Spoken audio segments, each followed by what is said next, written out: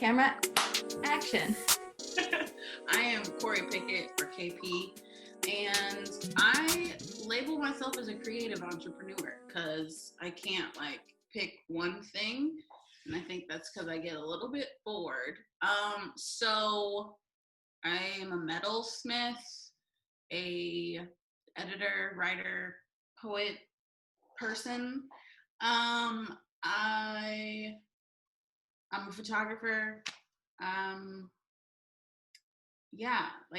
I feel like I'm missing something, but those are my hub things that I use to just bring my life together really and make sure I can live a sustainable life. Yeah. How did you come up with the term creative entrepreneur? Well, after I left corporate America, everyone was like, what are you going to do? And I was like, oh, I'm just going to be an entrepreneur.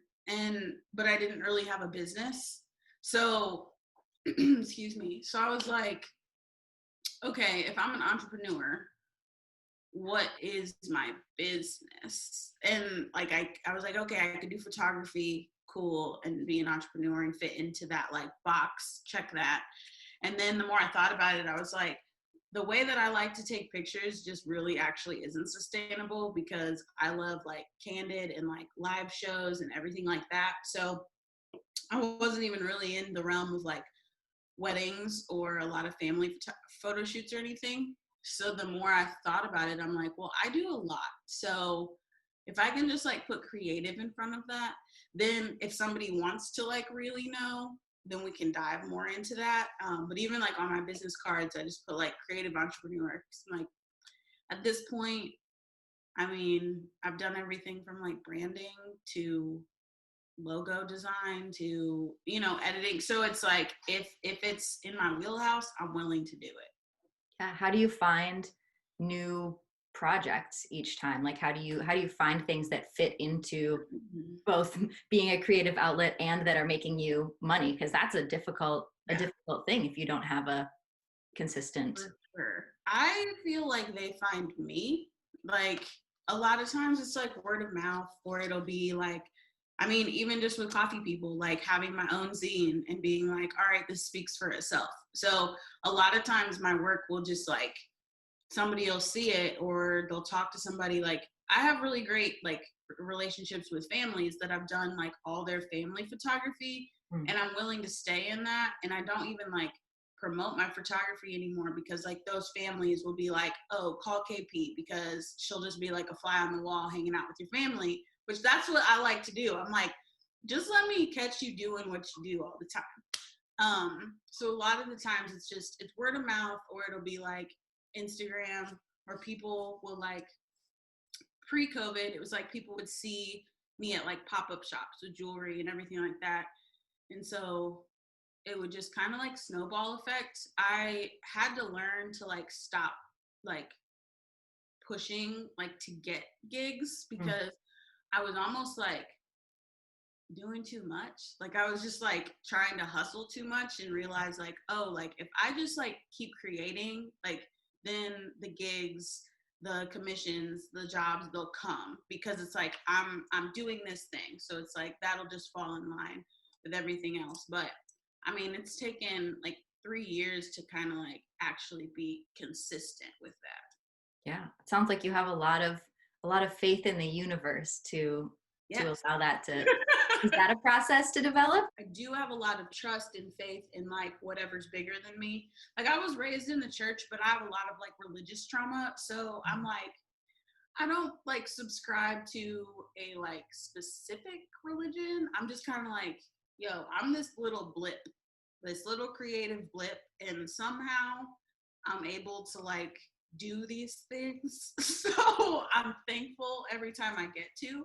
Yeah. But it is a lot of I just trust the creative process of even if I try to force creativity, it comes out as trash in my opinion. I'm always what was I doing?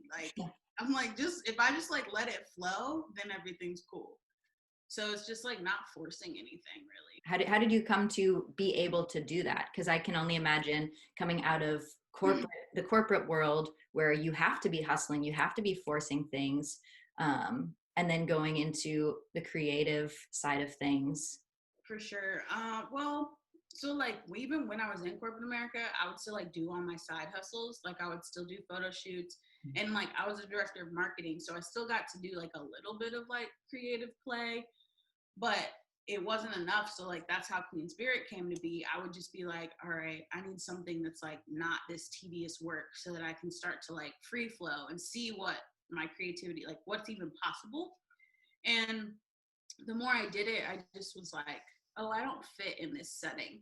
Like I'd have meetings, I'd have, lunch meetings with like clients, and they all like loved me and I was great at my job, but I was like, I don't fit here. Like, I'm just like, I knew how to play the part, but that wasn't enough for me. I was like, I want to be able to just like be full on myself, full on creative, and not have to like apologize for it. So that kind of started that process of just like exploring like what's the more, like what is possible. And I left my job with like, I gave a month notice and I had no plan, and I was like, oh, we'll figure it out, like whatever. And literally like 2 days before my last day, I got offered a gig with the Tribeca Film Festival in New York.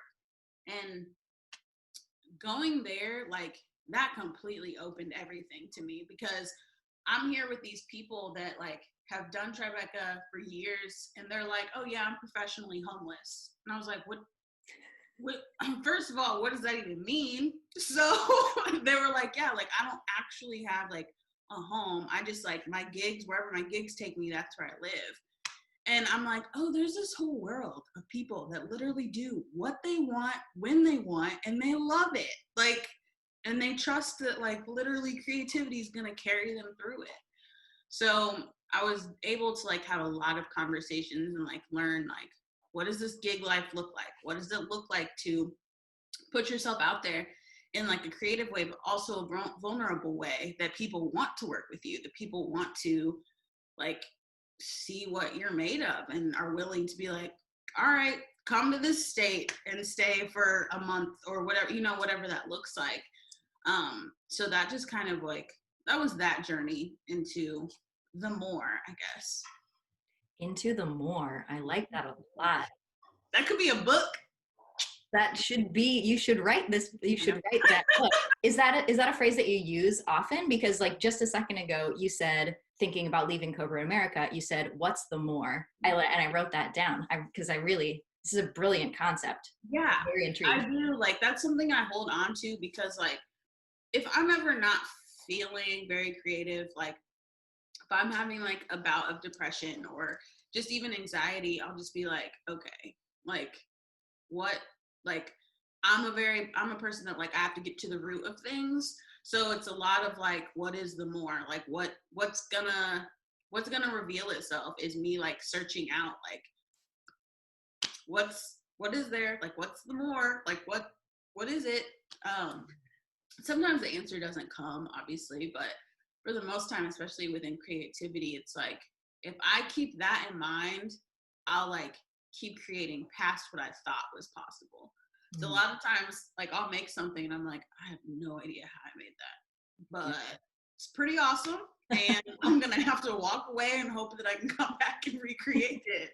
Yeah. But it's just like those moments are like really, really special to me. Do you feel like, I've heard other artists and folks describe it as being like a conduit for the like universal energy or spirit or God, or, depending on for sure just preference? Yeah, I'm a very like spirit-based person. So like if something doesn't feel right in my spirit, I will not pursue it until like I can check. And that can be like really irritating to people that love me, because I will just be like, like this doesn't check out with my spirit, so we're gonna have to revisit this or like reconstruct or do something. But it's never led me astray. So like that's why I trust it, because it's very just like I use my intuition a lot. And Taryn's always like, you're being witchy right now. And I'm like, whatever you want to call it, that's fine. Like I did buy a wand yesterday. Right.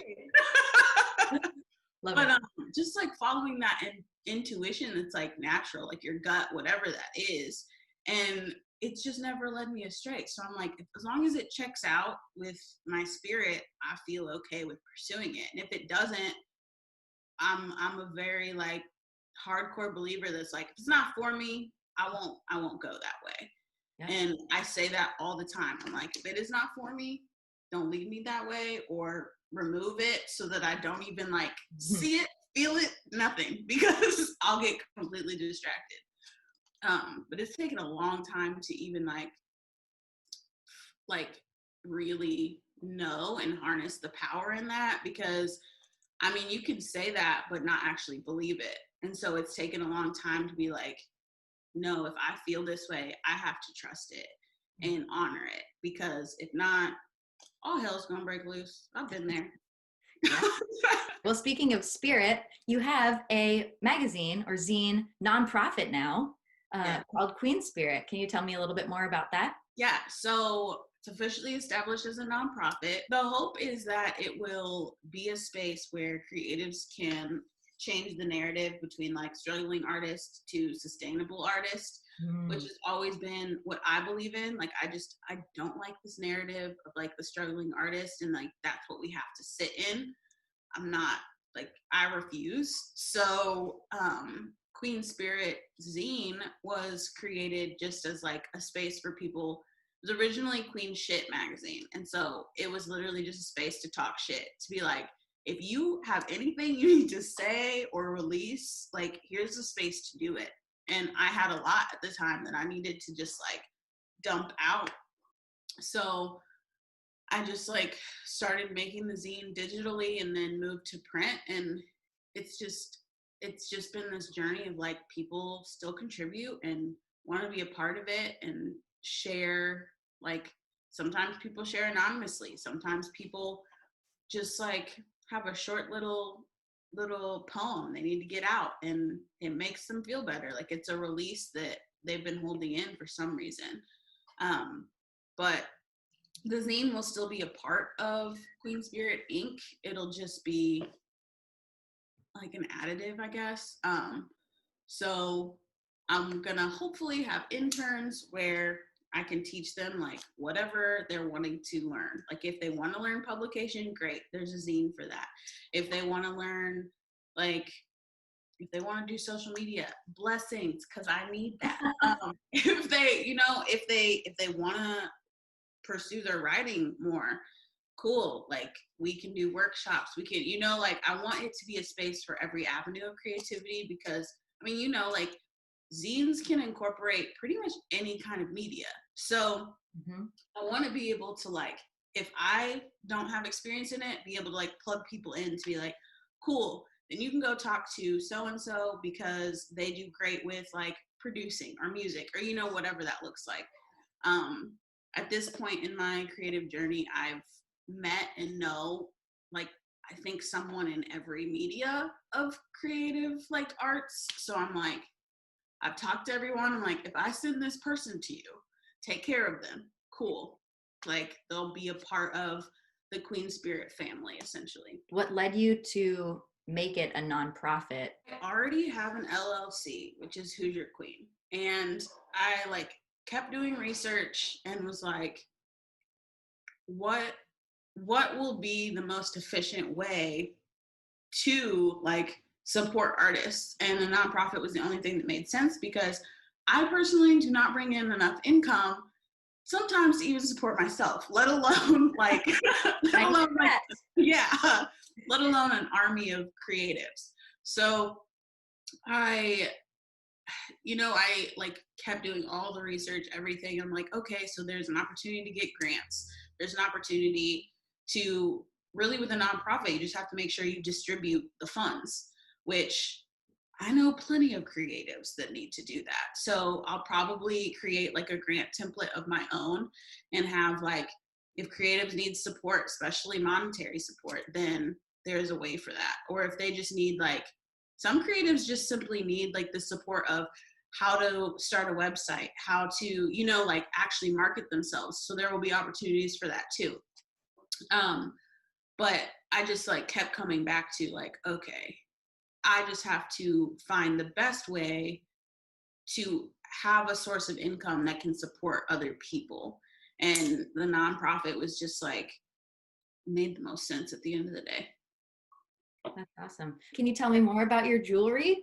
Yeah, I wear all of my own jewelry. These are all spoons. These bigger ones are spoons, and this is just wire. I started working with metal because I was really angry. I like needed a way, like most of the time I process my emotions through writing, but dealing with like the emotion of anger, writing was not cutting it. Like I was like, this is not helping. I tried boxing, that just wasn't for me either. So I was like, okay, what is something creative that I can do? And I learned about like metal stamping first. And I was just like, cool, I can just hammer the shit out of some metal. And like, I literally would like, I would just stamp out cuss words because I was pissed. I was like, That's brilliant. yeah, I was like, whatever. I didn't like have anything to say other than like, I'm just mad. And so I started that way, and then it was like people really liked them. Like they would be like pretty like shitty sayings, and people were like, "Oh, can you like make me one?" I'm like, sure, if that's what you want to wear, fine. And also because like I would like go to stores, and you know those like bangles that like say they have words, they're like the customized bangles or whatever. They'd be like $40, and I was like, I can't afford to buy that. Like I would want multiples. Mm-hmm. Like, no, like I can't do that. I'm like, well, I could make them. So that was like kind of inspired the jewelry movement. And also like my grandpa has always made like penny rings and like spoon rings. And so once I got more comfortable, I just started asking him like how to solder, how to like do metal bending and stuff. So he taught me a lot. And his workshop was like pretty much where I would just, it was my play place. Every tool imaginable is there. So I tried out a blowtorch. I got real creative and a little bit dangerous, but it was fun. So that's how the jewelry thing started. When did you start that? That was 2017. So like 3 years ago, like seriously. Probably like the end of 2016 is when I was just like learning metal stamping and stuff. But 2017, I was like, oh, like I could like actually like design stuff and make stuff. And I'm just really into upcycling. So that's why I love using like spoons, forks, whatever. Where do you get your spoons and forks? Like a lot of times people will donate them to me. They'll be like, hey, I found these and thought you might like them. Awesome. But I really, really love to like go to thrift stores and literally just like dig through their bins because they've got the best and they're like affordable. I'm really a fan of like the thrift stores in the South though, because I think regionally, like just because of distribution of silverware and stuff, designs are different. And you can find a lot of like gold ones down there, which is really cool. I look at silverware completely differently. It's like funny, even when when we did go out to eat and stuff, I'd be like, oh, I really like this spoon. And I'd always be like, you can't take the silverware. You can't do that. I'm like, yeah, you're right. I didn't, but I wanted to. But, how has your metalsmithing evolved over the time, like since you started? My messaging has changed a lot. It kind of changed at the same time that Queen Shit evolved into Queen Spirit. I moved out of my like angsty, angry stage of like grieving and just life. And now it's more like, a lot of times I'll just like be in here like vibing to music, and whatever I just like need to flow through me, that's what it'll be. And most of the time it's just like affirmations. Now it's a lot of affirmations because I wore my own jewelry for so long just as like reminders. I'm a huge believer in like surrounding yourself with truth, whatever that is, like just constant reminders of just like how to manifest, how to, like, okay, this is a reminder. I do need to work on this, whatever that is. And because of that, most of the time, like the commissions I get are pretty like people wanting affirmations for themselves. And a lot of times like those inspire me a lot. Like the other day it was, be the seed that starts the garden.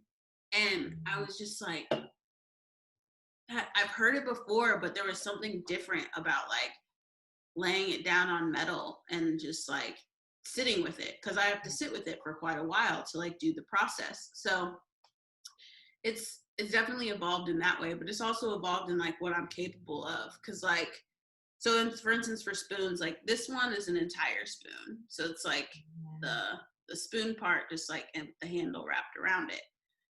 I never knew I could do that. Like, I just like tried it one day. I was like, oh, like you can use the full thing. You don't have to only use the handle. So it's just like a lot of process of, does this work? Can this work? And trusting it. Where can people buy your jewelry? Do you have a bunch of jewelry up on a website somewhere, or do you mostly do commissions? So on my website, who'syourqueen.com, there's a tab for jewelry, and it's pretty much everything I've ever made there. So it shows people what's possible. I don't think I've ever still done a duplicate. Like, even if somebody wants the same like saying on a piece of metal, I'll usually like use either a different font or a different like type of metal or something, just because I'm like, I want to keep it as original as possible to the person, to be like, oh, it's not just some like manufactured thing. And sometimes there will be flaws, and I kind of like them. But people can go to that website, and there's an order form that sends me an email, and we talk through the design rather than just like if you know, awesome, give me as much detail as possible. But sometimes people are just like, I liked this piece and this piece. Can we like merge them, or what are the options? And that kind of gives me some play time too, to be like, oh, this is gonna be a new design, cool. But a lot of times it's commissions these days. It's people just like seeing a post on Instagram and be like, oh yeah, you make that thing. And really like any type of jewelry I'm down to make, like rings, earrings. Like I made these, like sometimes I'll just use beads and stuff. Whatever you want, that's what we can do. But there's at least examples on the website of like everything that's possible. If people wanted to hire you to do photography or editing work or anything like that, is that all on your website? Yeah, everything's there. It's got like, I think there's like 4 tabs. So it's like the photography, poetry, jewelry, and Queen Spirit is all on that website. Because Who's Your Queen is like my umbrella for everything. Like even like my spoken word album, how to do that is on the website, all that jazz. Spoken word album? I didn't know you had a spoken word album. Yeah, I do. Yeah, it's a visual album. I did. Oh no, I did know that. Okay, yes. Yeah. Like Beyonce. You're like Beyonce. Visual. You know, what's hilarious is like one of my friends was like, you did a movie. You did a whole movie. And she's like, are you Beyonce? I'm like, you know what? I'll take it. I'll receive it. But yeah, I needed to let go of a lot of things in life. And I use creativity as therapy a lot of the times. So I call it my letting go project, but I did a spoken word album, like just audio first. And then I got with my friend Michael and was like, I need this to tell a story. Like I need this to tell it all. Partially because I need to go through it all in order to let it go. So we filmed for, I don't know, like 3 or 4 months and put it together, and I put it out in April of 2019. But yeah, it's also on my Instagram page, like in my IGTVs. It's like 2 parts because it's 20 minutes. It carries a lot of emotions. So I'm like, if you just need to be inspired or understand that like grief occurs, I'm down to just send you the link. Enjoy it. You've mentioned a couple of times that you use art to deal with depression, anxiety, grief. Would you be willing to talk a little bit about like your mental health journey and how art and creativity has been a healing for you? For sure. So as far as like the type of creativity I used to do, like prior to being an adult, I was just like all in music. Like I went to college for music. Everything about my life was music. It was singing, it was playing instruments, it was recording, it was just all encompassing. And now I'm kind of like, I think I got burnt out on it, but at that time, like I didn't really know how to process things either. So I would just choose a song, and usually a song that was already created would speak what I was feeling. And so that's kind of where it began. But like, I've experienced just a lot of like grief in my life. Like from the time I was 8, that's when my brother passed, and then my mom passed at 14. And then like I got deathly ill in like at 18 and was in the hospital for like months. And so I lost my voice because of that. So I had to like go on this whole journey of like, well, if I can't like sing, or if I can't do music like I used to, then what am I gonna do? And that's like, I've always been a writer, but that's when like writing got like real intense, because it was like, this is my only outlet. But also because of all those like heavy emotional moments in life, I would just be like, I would go on the full journey of like grief I swear it was like every month. It was like, let me just go through this, like the stages of grief every single time, but I wouldn't ever like go all the way through them because I didn't really understand how. But as I've gotten older, I'm like, oh, like that's why jewelry came to be, because it's like I didn't know how to properly process anger, because I was kind of raised to just like bottle everything up, and I thought that was fine. So lots of like, also like therapy. I'm a huge believer in therapy. I've been really blessed with like finding great therapists that understand like, oh, like I need creative outlets in order to move through the entire emotion. So it's always been like, if they give me like little homework assignments or whatever, it's usually centered around creativity, where I can be like, okay, I wrote this thing and it is brutally honest, but I could never say it. So then the goal is, okay, if I wrote it, I should be able to say it. And just going through that. And that's just helped a lot with my depression and anxiety. I look at some of my like older journals and I'm like, ooh, that was a really long season of depression. Thankfully now, like, they still happen, but they don't really last as long, because my coping mechanisms, I think, I'm more informed, and I understand like, oh, this is what this is. Let me go through what needs to happen. Yeah. And it sounds like you've curated and collected different tools that help you, like those coping mechanisms that help you process. And the stamping metal to get anger out is super brilliant. Yeah. Highly recommend. I highly recommend it to anybody. I'm like, if you ever just want to stamp some shit out, let's go.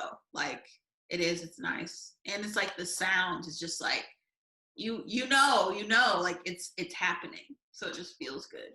Thank you for sharing that. I mean, we've talked, however many times, however many dozens and dozens of hours, and we've never really like breached that subject. So this is what I really love also about creativity, about the creative realm. Like, it just opens up so many different avenues to connect with people. And I mean, you've said Queen Spirit is dedicated to creative movements that save lives, which I just think it's so big, but also so salient, so pervasive, like so universal. Yeah. Well, it's very like, I know my personal journey, I know I would not be here to speak and breathe and live if it were not for creativity.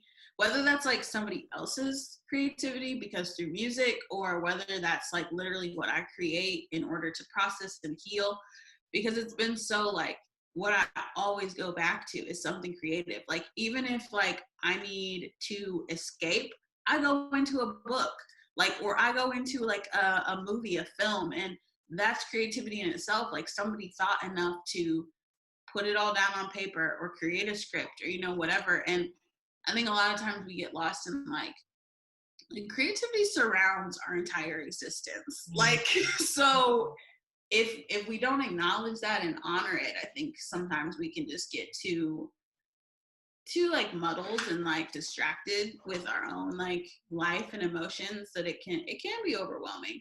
So yeah, I've always said, I don't even remember when that came to me, but one day I was like, Oh, I was with a friend. We were just like going on a walk, and we came across like one of those boards that said it was like a before you die board where you like write in chalk like what you want to do. And in that moment I was like, well, before I die, I want to start a creative movement that saves lives, even if it's my own. Because at the time, like, I was in the midst of just like a really dark time of life. And I just knew, like, okay, it's going to take something like drastic and beautiful to bring me out of this. So, what is that? And in that moment, it came to me, and I was like, okay, if this works for me, I know that it works for other people. So bringing that together, I just feel like there's a lot of power in community. We literally go farther together. So just creating that is a special thing to me. You are creating that. You have created that. And it sounds like with the development of Queen Spirit into a nonprofit with internships, you're going to be able to do even more and more and more of that. I receive it. Yes. A conduit to the life-saving. Yeah. So you have a studio that you're in right now. Would you give me a? It's okay. This is our shop assistant. What was your question? Would you show us the shop? Because yeah, you've got a pretty rad space there, and it's a tattoo shop mostly. Yeah, it is. It's called an art studio, but it's centered around tattooing right now, and everybody's starting to come in, so you're gonna get the full experience of it. Love it. It's all This good. is like the jewelry making area. Oh shoot, that's never happened before. Welcome to live. There. So this is just like where I create. This is some of my jewelry and stuff, and this is the ring bender. This is where all the hard stuff happens. Nice. And then this area is like return tattoos. Yeah, that's his whole thing. Neat. And we'll see him in another video. Yeah, you'll see him in another video. And then we just have like lots of decor and like art and everything like that. We just like, again, it goes back to that, like being surrounded with truth, surrounded with art, everything like that. So yeah, it's a fun little space, and it also feels pretty homey. And then you have another location, you said, in North Carolina. Yeah, so we're also in Hillsborough, North Carolina. It's called Critter Swamp, and it's a Black, queer, and trans-owned tattoo shop. And the whole goal is to just like honor all of the intersectionality that should be happening in tattooing that hasn't, and making sure that everybody feels safe getting tattooed. I like how you said that, everybody. Yes, That's everybody. Because I mean, unfortunately, there are a lot of harmful stories about people being tattooed, and we definitely want to help heal from that and make sure that this never happens again. If people want to support you and the work that you do all around, how can they do that? It'll be HoosierQueen.com. That's Hoosier. So in Indiana, we're called Hoosiers. It's HOOSIER, Queen.com. Or on Instagram at HoosierQueenKP. Queen Spirit Inc. is also on Instagram, and Queen KP Originals are also on Instagram. So any of that, all of that. Sounds like your jewelry looks amazing for Christmas gifts. It is, yes. Christmas and holiday commissions are open, so bring them on. Love it. Cool. Well, we'll let you go now that people are starting to come in. So. We just got to talking. This happens. It does. It's all right. Okay. Cool. But yeah, thanks for chatting, and I'll talk to you soon, I'm sure. All right. Talk to you soon.